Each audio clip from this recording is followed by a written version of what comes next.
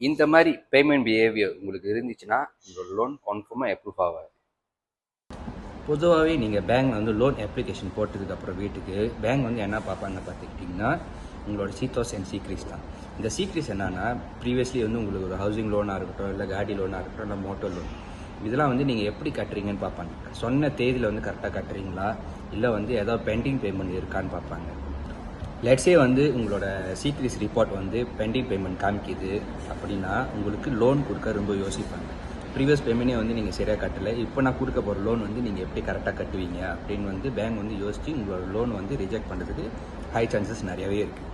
உங்களுக்கு உங்களோட சீக்ரீஸ் report check பண்ணுறதுக்கு 2 வழிகள் இருக்குது. கீழே வந்து நான் ஒரு லிங்க் போடுறேன். அந்த லிங்க்கில் வந்து நீங்கள் ரெஜிஸ்டர் பண்ணி அந்த போர்ட்டலில் வந்து உங்களோட சீக்ரீஸ் ரிப்போர்ட் நீங்கள் செக் பண்ணிக்கலாம்.